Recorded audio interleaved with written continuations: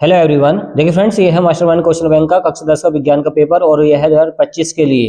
देखिए आदर्श प्रश्न पत्र नंबर 2 है और ये मास्टरमाइंड क्वेश्चन बैंक है। जैसे कि आपको पता कि 3 घंटे 15 मिनट का आपका पेपर होगा और 70 नंबर का क्या होगा, ये पेपर होगा और आपको ये सॉल्व करना 3 घंटे 15 मिनट के अंदर अंदर। और देखिए जैसे कि आपको मालूम है कि खंड नंबर आ में बहुविकल्पी प्रश्न आते हैं। ये 20 नंबर के क्या है, ऑब्जेक्टिव क्वेश्चन है, ये आपको जरूर याद करने चाहिए और सब क्या है, IMP है। और पहला क्वेश्चन क्या और किस तरीके से आता है वो समझिए। क्वेश्चन इस तरीके से मालूम करता है, किसी गोलीय दर्पण तथा किसी पतले गोलीय लेंस दोनों की फोकस दूरी क्रम से -25 सेंटीमीटर है। दर्पण का जो लेंस है वो क्या होगा, देखिए जिसकी फोकस दूरी माइनस में होती है वो होता है अवतल लेंस या फिर अवतल दर्पण। तो यहाँ पर देखिए क्या है, दोनों ही अवतल क्या होंगे, आपके क्या होंगे, दोनों ही अवतल दर्पण होंगे। तो याद रखें अवतल होंगे दोनों ही, जो कि माइनस की इसके अंदर क्या दे रखी है, फोकस दूरी दे रखी है। दूसरा क्वेश्चन ये है कि दो माध्यमों के सीमा पृष्ठ पर एक प्रकाश की किरण लंबवत आपतित होती है तो अपवर्तन कोण होगा। तो याद रखें ऐसी कंडीशन में अपवर्तन कोण होता है 0 डिग्री। क्या होता है, 0 डिग्री होता है। और ये 0 डिग्री तब होता है जब लंबवत गिरता है। तो याद रखें इस तरीके से आता है क्वेश्चन। और तीसरा क्या है कि 20 सेंटीमीटर फोकस दूरी वाले उत्तल दर्पण के सामने 20 सेंटीमीटर दूरी पर एक वस्तु स्थित है। वस्तु का प्रतिबिंब कहाँ बनेगा, तो 10 सेंटीमीटर पीछे बनेगा उसके जाके। तो याद रखें दर्पण वाला है तो दर्पण वाला फॉर्मूला लग जाएगा 1/f बराबर 1/b प्लस 1/u। प्लस वाला लगेगा क्योंकि दर्पण है। और f का मान क्या है इसमें, देखिए 20 सेंटीमीटर है। क्या है, 20 सेंटीमीटर है। और इसमें आपका क्या ज्ञात करना, प्रतिबिंब ज्ञात करना, तो 1/b ऐसे लिखेंगे। और यहाँ पर u का मान क्या है, 20 सेंटीमीटर है। 20 सेंटीमीटर किसका होगा आपका, ये उत्तल दर्पण के सामने रखा है तो ये माइनस का हो जाएगा। तो ये माइनस का हो जाएगा 20, इधर माइनस का इधर खींच के प्लस का, तो 1/20 प्लस 1/20। इसको सोल्व करेंगे तो आपका b का मान आ जाएगा। तो इसका b का मान आ जाएगा आपका, देखिए एलसीएम आ जाएगा 20, ऊपर आ जाएगा तो 10 बार काट के आंसर आ जाएगा, तो 10 सेंटीमीटर आ जाएगा दर्पण के पीछे। तो b का मान आएगा प्लस का 10। तो इसको सोल्व कर लेना आगे आराम से, इसका आंसर और आगे आ जाएगा।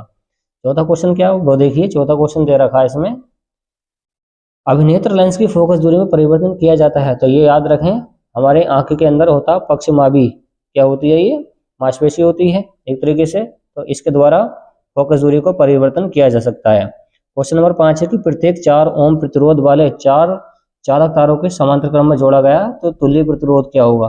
देखिए फॉर्मूला लगेगा इसमें 1/r1 बराबर, देखिए 1/r बराबर 1/r1 plus 1/r2 plus 1/r3 plus 1/r4 तक जाएगा। इसमें एलसीएम आ जाएगा 4, ऊपर आ जाएगा 4, काट का आ जाएगा एक आंसर। तो इसका फर्स्ट वाला करेक्ट हो जाएगा। तो आपको ये लगा समांतर वाला फॉर्मूला 1/r बराबर 1/r1 1/r2 1/r3 1/r4, इस तरीके से चलता रहता है ये। अगला क्वेश्चन क्या है कि अनंत क्वेश्चन है कि अनंत लंबाई के ऋजुरेखीय धारावाही चालक के निकट चुंबकीय क्षेत्र का सूत्र क्या होगा। तो वो होता μ0I/2πr, बी वाला इसका करेक्ट है। तो याद रखें फॉर्मूला। 7वां क्वेश्चन है कि किसी लंबी सीधी धारावाही परिनालिका के भीतर चुंबकीय क्षेत्र की तीव्रता क्या होती है। तो सभी बिंदुओं पर क्या होती है, समान होती है। याद रखें सभी बिंदुओं पर क्या होती है फ्रेंड, समान होती है। 8वां क्वेश्चन क्या है कि निम्नलिखित में से कौन सा तत्व तनु अम्ल के साथ संयोग करके हाइड्रोजन गैस निकालता है। तो केवल निकालता है जस्ता, मतलब Zn, और मैग्नीशियम भी निकालता है Mg। तो वो तो है नहीं ऑप्शन में, तो जस्ता हो जाएगा, जिंक हो जाएगा। तो इस तरीके से क्वेश्चन आते हैं बोर्ड एग्जाम में, ये सब आपको याद करके जाने। 9वां क्वेश्चन क्या है कि निम्नलिखित में से कौन सी एक दहन अभिक्रिया है। तो CH4 क्या है, इसमें दहन अभिक्रिया वैसे भी है, O2 से क्रिया करके ये उसमें निकालेगी। 10वां क्या है कि निम्नलिखित में से एल्काइन कौन सा होता है। तो एल्काइन का फॉर्मूला होगा आपका CnH2n और -2। इस फॉर्मूले से इसका मान निकाल लें, आपको पता होना चाहिए, देख लें आप, कोशिश करके देख लें, बताएं इसका कमेंट बॉक्स में इसका आंसर। 11वां क्या है, क्लोरीन के अणु में आबंध पाया जाता है। तो याद रखें एक सह संयोजी आबंध होता है उसके अंदर। तो ये भी काफी बार पूछा गया है, इसको याद रखें। और 12वां क्वेश्चन क्या है कि निम्नलिखित में से कौन सा कथन उदासीन घोल के लिए असत्य है। तो असत्य की बात की गई है। तो pH जिसका मान 0 होता वो क्या होता है फ्रेंड्स, बताइए। देखिए जिसका pH मान 7 होता है वो उदासीन होता है। तो जिसका मान pH 0 होगा वही क्या होगा, इसमें असत्य होगा उदासीन घोल के लिए। और धावन सोडा तो वेरी वेरी एम पे, इसको तो पक्का याद करके जाएं, बहुत आता है कि धावन सोडा का रासायनिक सूत्र क्या है। तो आपको बताना Na2CO3 × 10H2O, इसका पहला वाला करेक्ट हो जाएगा। 14वां क्वेश्चन क्या, अब आते हैं बायोलॉजी से क्वेश्चन। और बायोलॉजी से इस तरीके से आ रखें, वो देखिए क्वेश्चन नंबर 14 क्या है कि पौधों में जड़ों द्वारा अवशोषित जल व खनिज लवण का परिवहन कोश के द्वारा किया जाता है। तो याद रखें पौधों में जो जल को लेकर जाता है वो जाइलम लेकर जाता है, और जो खाने को लेकर जाता है वो फ्लोएम लेकर जाता है। और याद रखें, जाइलम मतलब जल, जाइलम मतलब जल। और 15वां क्वेश्चन क्या है कि निम्न में से किस पौधे में पुष्प एक लिंगी होते हैं? तो याद रखें पपीते के अंदर होते हैं, और भी बहुत सारे होते हैं बट इसके अंदर क्या पपीता है। अगला क्या है, शुक्राणु में ऑटोसोम गुणसूत्रों की संख्या कितनी होती है? तो याद रखें ऑटोसोम्स जो होते हैं 22 जोड़े होते हैं। ओके, और 23वां जोड़ी क्या होता है आपको पता ही है, XY होता है, जिससे कि बच्चे का लिंग निर्धारण होता है। 17वां क्वेश्चन क्या है कि निम्नलिखित में से कौन सा जीन प्रारूप गोल बीजों को प्रकट करता है? तो गोल बीजों को कैपिटल R से प्रदर्शित करते हैं, तो इसका डी वाला करेक्ट हो जाएगा। गोल मतलब राउंड, राउंड मतलब R, तो याद रखें इससे। 18वां क्या है कि पराग नलिका में नर युग्मक की संख्या कितनी होती है? तो पराग नलिका में नर युग्मक होते हैं 2, इसको भी याद रखें। इस तरीके से आते हैं क्वेश्चन।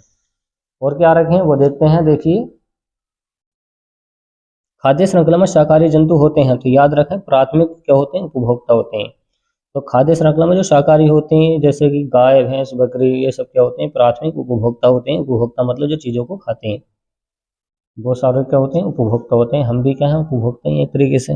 20वां क्वेश्चन क्या है कि मस्तिष्क का कौन सा भाग ताप नियमन, जल संतुलन, भूख नियंत्रण आदि को कंट्रोल करता है? तो याद रखें वो करता है प्रेमस्तिष्क। तो प्रेमस्तिष्क सबसे बड़ा भाग होता है, सबसे ज़्यादा काम यही करता है। और देखिए खंड नंबर बा के अंदर वर्णनात्मक प्रश्न आते हैं और ये आएगा 50 नंबर का, तो 20 नंबर का हो चुका है, ये 50 नंबर का है।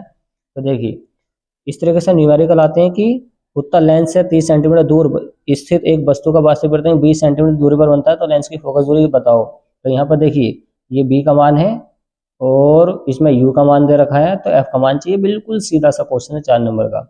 और देखिए ये क्वेश्चन बहुत आता है कि निकटदर्शी दोष और दूरदर्शी दोष, वेरी वेरी IMP, इसको तो छोड़ कर नहीं जाना है, पक्का याद करके जाना है कि निकटदर्शी दोष क्या होता है, दूरदर्शी दोष क्या होता है, और इसमें एक न्यूमेरिकल भी जोड़ रखा है।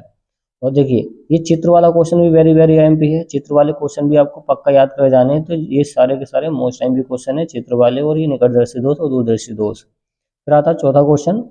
देखिए इसको ये कैसे तैयार करेंगे, मतलब हल्के से करेंगे। ये एक तार है, मतलब ये बनेगा आपका क्या, वो कौन सा श्रेणी क्रम, फिर ये समांतर क्रम में जुड़ के आंसर आ जाएगा।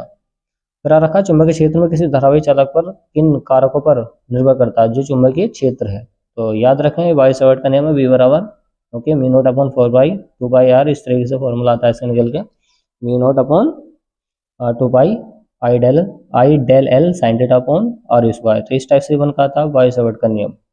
अगला क्वेश्चन है कि चुंबकीय क्षेत्र रेखाओं के किन्हीं 2 गुणों को लिखिए। तो चुंबकीय क्षेत्र अथवा वाला कर दें या वाला कर दें, बात है कि तो 6 नंबर में आता है, इस तरीके से क्वेश्चन आता।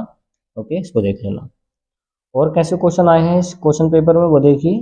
और क्वेश्चन आ रखा है इसके अंदर, जैसे आ रखा है इलेक्ट्रॉन बिंदु संरचना बनाइए। देखिए एथेनोइक अम्ल क्या होता है, ओके H2S क्या होता है, प्रोपेनॉन क्या होता है, F2 क्या होता है, इसकी क्या बनानी है आपको, बिंदु संरचना बनानी है, बिंदु वाली, इस टाइप से बिंदु संरचना होती। देखिए क्या होता है जब, मोस्ट टाइम भी क्वेश्चन बताया आपको, ये इस पर निशान भी लगवाया था। क्या होता है जब खाने का सोडा जो होता है जब क्रिया करता है किससे, हाइड्रोजन कार्बोनेट से, तो क्या बनता है? या फिर धावन सोडा को वायु में रखा जाता है तो क्या हो जाता है? धावन सोडा आपको बताया था Na2, देखिए ये बताया था फॉर्मूला इसका, ये है धावन सोडे का Na2CO2 इसमें बोला गया है धावन सोडा को जब वायु में रखते हैं मतलब ऑक्सीजन में रखते हैं तो क्या होता है इसके साथ, तो ये बताना है। अगला क्वेश्चन है कि शुष्क बुझे हुए चूने पर क्लोरीन गैस प्रवाहित करते हैं तो क्या बन जाता है? तो इस टाइप का क्वेश्चन बहुत आता है। अगला आ रखा है सोडियम हाइड्रोजन कार्बोनेट तनु सल्फ्यूरिक अम्ल से क्रिया करता है तो क्या होता है? वेरी वेरी मोस्ट IMP है। और देखिए 7वां क्या है, किंग क्वेश्चन है इस चैप्टर का। ओके, मतलब ये जो चैप्टर है रासायनिक अभिक्रिया वाला, इससे बहुत आता है। रासायनिक अभिक्रिया कहते किसे हैं, उदाहरण देकर समझाइए, कितने प्रकार की होती हैं, सब लिखना आपको। और ये नीचे आ भी रखा है कि रासायनिक अभिक्रियाएं कितने प्रकार की होती हैं, प्रत्येक को समझाइए, जैसे संयोजन अभिक्रिया, वियोजन अभिक्रिया, विस्थापन अभिक्रिया, सब आपको लिखनी है इस तरीके से। ये नहीं हो रहा तो आप ये वाला कर सकते हैं। भर्जन से क्या तात्पर्य है, देखिए भर्जन आपको अच्छी तरीके से समझा रखा था, वेरी वेरी IMP क्वेश्चन रहता है, भर्जन और निष्ठापन। ओके, तो सांद्रता इसको वायु की अनुपस्थिति में गर्म करने की क्रिया भर्जन कहलाती है, इस टाइप से बताया था आपको, जाकर पढ़ लेना इसको, तो काफ़ी इजी क्वेश्चन है ये। अगला है चांदी का एक तार CuSO4 के विलयन में, मतलब चांदी मतलब Ag, तो Ag को CuSO4 के विलयन में डुबाया जाता है, तो एक दूसरे बर्तन में एक तांबे का तार AgNO3 के विलयन में डुबाया जाता है, तो दोनों बर्तनों में होने वाले विक्रियाओं के कारण सहित बताइए, मतलब इनके विलयन का रंग भी चेंज हो जाएगा। इस टाइप से आपको क्वेश्चन लिखवाए थे, तो वही वाला क्वेश्चन है ये। फिर आता है जीव विज्ञान, तो जीव विज्ञान के क्वेश्चन आ रखे हैं, देखिए बायोलॉजी के धमनी और शिरा में अंतर, very very IMP question. Okay, इस चैप्टर का किंग क्वेश्चन बताया था कि धमनी किसे कहते हैं, शिरा कैसे कहते हैं। धमनी में शुद्ध रक्त बहता है और शिरा में अशुद्ध रक्त बहता है, धमनी मोटी होती है, शिरा पतली होती है, तो इस टाइप से ये अंतर बताए थे इसके अंदर। ओके, चलिए अगला क्या है। अगला क्वेश्चन है कि ग्लूकोज के ऑक्सीकरण से भिन्न जीवों में ऊर्जा प्राप्त करने के विभिन्न पथ क्या हैं, इसके बारे में लिखिए। या फिर ये वाला कर सकते हैं कि मनुष्य में हार्मोन संबंधी विकार का संक्षेप में वर्णन कीजिए। तो मनुष्य में जो हार्मोन्स होते हैं वो किस टाइप के होते हैं, इसको लिखना मोस्ट टाइम भी है। अगला क्या है, प्रतिशत के नियम पर टिप्पणी लिखिए। जो प्रतिशत का जो नियम चलता है उसके बारे में लिखना है। अगला क्वेश्चन आ रखा है उदाहरण सहित मेंडल के नियमों को। तो देखिए मेंडल के नियम मोस्ट टाइम की क्वेश्चन है और किंग क्वेश्चन है इस चैप्टर का। मेंडल के नियम तो पक्का याद करके जाएं, और एक आधा मिसेल पर टिप्पणी। तो 2 क्वेश्चन तो ये पक्का याद करके जाने। अगला क्वेश्चन क्या है कि लक्षण प्रारूप, फिनोटाइप तथा जीन प्रारूप, जीनोटाइप में अंतर क्या होता है। तो फिनोटाइप और जीनोटाइप में अंतर बताना है। ये भी काफी इजी क्वेश्चन है और आईएमपी था, इसको भी पक्का याद करके जाना है। अगला क्या है, भारत में जनसंख्या वृद्धि के कारण परिवार नियोजन। तो परिवार नियोजन मोस्ट टाइम की क्वेश्चन था। ओके, और इसमें भी आ रखा है और आपको बताया था। तो इस टाइप के क्वेश्चन आते हैं और ये जो क्वेश्चन आपको बताए गए हैं सारे याद करके जाने बोर्ड एग्जाम 2025 के लिए। तो इसी टाइप का पेपर आता है। अगर आपको ये वीडियो पसंद आई है तो वीडियो को लाइक एंड शेयर कीजिए, चैनल को सब्सक्राइब कीजिए और मिलते हैं नेक्स्ट वाले मॉडल पेपर में जिसमें आपको पूरी तरीके से उसका सॉल्यूशन बताया गया होगा। चलिए फ्रेंड्स, मिलते हैं नेक्स्ट वाली वीडियो में।